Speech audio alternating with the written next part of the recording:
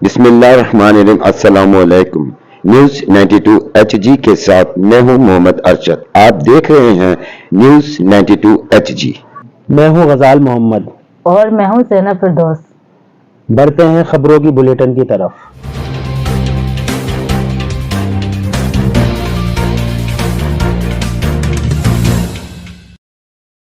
Rules میں آئینی bench کے لیے ججز تعیناتی کا میکانزم ہونا چاہیے۔ جسٹس منصور کا ایک اور خط۔ سپریم کورٹ آف پاکستان کے سینئر ترین جج جسٹس منصور علی شاہ نے جوڈیشل کمیشن کے اجلاس سے پہلے ایک اور خط لکھ دیا۔ جسٹس منصور علی شاہ نے سیکرٹری جوڈیشل کمیشن کو خط لکھا ہے۔ خط کے متن کے رولز میں آئینی بینچ کے لیے ججز کی تعیناتی کا میکانزم ہونا چاہیے۔ آئینی بینچ میں کتنے ججز ہوں اس کا میکانزم بنانا بھی ضروری ہے۔ آئینی بینچ میں ججز کی شمولیت کا پیمانہ طے ہونا چاہیے۔ کسی جج نے آئینی تشریح والے کتنے فیصلے لکھے یہ ایک پیمانہ ہو سکتا ہے۔ جسٹس منصور علی شاہ نے ججز تعیناتی سے متعلق رولز پر مجموعی رائے بھی دی، جبکہ ججز تعیناتی میں انٹیلیجنس ایجنسی سے رپورٹ لینے کی مخالفت کی۔ خیبر پختونخوا میں امن کی آبیاری کے لیے آخری حد تک جائیں گے۔ وفاقی وزیر داخلہ محسن نقوی نے کہا کہ خیبر پختونخوا میں امن کی آبیاری کے لیے آخری حد تک جائیں گے۔ وفاقی وزیر داخلہ محسن نقوی چیئرمین قومی وطن پارٹی آفتاب احمد خان شیرپاؤ کی رہائش گاہ پہنچے۔ آفتاب احمد خان شیرپاؤ نے وزیر داخلہ کا خیر مقدم کیا۔ محسن نقوی کی آفتاب احمد خان شیرپاؤ سے ملاقات میں باہمی دلچسپی اور سیاسی امور اور ملک کی مجموعی صورتحال پر تبادلہ خیال کیا گیا، جبکہ خیبر پختونخوا میں امن و امان کی صورتحال پر بھی بات چیت کی گئی۔ اس موقع پر انہوں نے گفتگو کرتے ہوئے کہا کہ آفتاب احمد خان شیرپاؤ بزرگ سیاستدان ہے۔ خیبر پختونخوا میں آفتاب احمد خان شیرپاؤ کی سیاسی خدمات کا ہر کوئی معترف ہے۔ ایپیکس کمیٹی کے فیصلے کی روشنی میں کرم کو اسلحہ سے پاک کیا جائے۔ بیرسٹر سیف اپنے ایک بیان میں مشیر اطلاعات خیبر پختونخوا بیرسٹر سیف کا کہنا تھا کہ کرم میں بینکرز کی مسمار بھی یقینی بنائی جائے گی تاکہ خطے میں پائیدار امن ہو۔ راستوں کی بندش کی وجہ سے عوامی مسائل کا حکومت کو بخوبی ادراک ہے۔ امن معاہدہ کے بعد معمولات زندگی بحال ہو جائیں گے۔ انہوں نے کہا کہ بینکرز کے مکمل مسماری اور اسلحہ جمع کرانے کے بعد راستوں کو مکمل طور پر کھول دیا جائے گا۔ حکومت کرم میں پائیدار اور دیرپا امن چاہتی ہے۔ کچھ عناصر کرم میں دیرپا امن کے دشمن ہیں اور سوشل میڈیا پر بے بنیاد پروپیگنڈا کر رہے ہیں۔ بیرسٹر سیف کا مزید کہنا تھا کہ کچھ عناصر صوبائی حکومت کی مخلصانہ کوششوں کو غلط رنگ دے رہے ہیں۔ عوام سے گزارش ہے کہ سوشل میڈیا کے پروپیگنڈوں پر کان نہ دھریں۔ 9 مئی کے مجرمان کو سزائیں۔ مکمل انصاف اس وقت ہوگا جب ماسٹر مائنڈ اور منصوبہ سازوں کو سزا ملے گی۔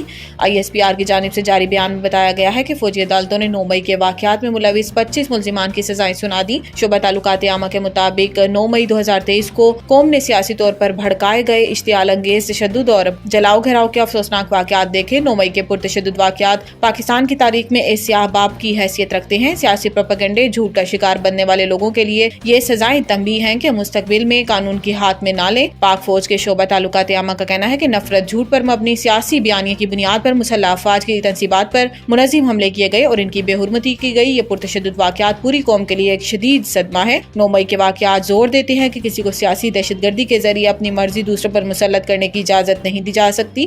اس یوم سیاہ کے بعد تمام شواہد اور واقعات کی باریکی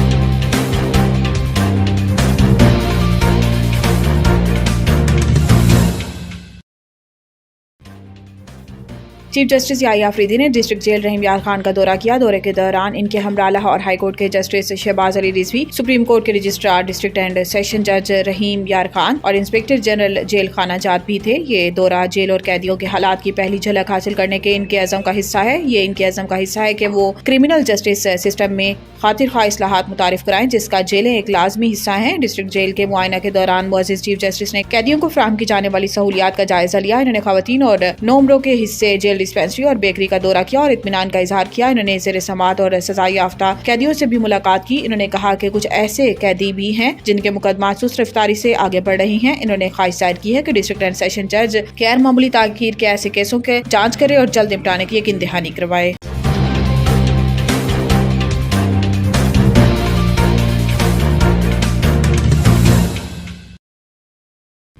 جوڈیشل مجسٹریٹ شرکی نے پولیو ورکرز ٹیم پر حملہ کرنے کے الزام میں گرفتار 4 خواتین سمیت 6 ملزمان کو ضمانت پر رہا کر دیا۔ پولیس کی جانب سے ملزمان کی جسمانی ریمانڈ پر استدعا کی، تاہم عدالت نے پولیس کی جسمانی ریمانڈ کی استدعا مسترد کر دی۔ ملزمان میں سمینہ، مہجبین، آمنہ، اقرا، گل، عمران اور سفیان شامل ہیں۔ عدالت نے تمام ملزمان کو 10-10 ہزار روپے میں ضمانت منظور کی اور ریمارکس دیے کہ ملزمان کے خلاف درج مقدمے میں شامل تمام دفعات قابل ضمانت ہے۔ عدالت پولیس کے مطابق ملزمان نے پولیو کے قطرے پلانے سے انکار کیا اور خواتین نے طیش میں آ کر پولیو ٹیم ملازمین پر حملہ کیا، ملزمان نے پولیس اہلکاروں کی وردیاں بھی پھاڑ دی، ملزمان کے خلاف کرنگی تھانے میں مقدمہ درج، عدالت نے کیس کی تفتیشی افسر سے 14 دن میں کیس کی چلان طلب کر لیا۔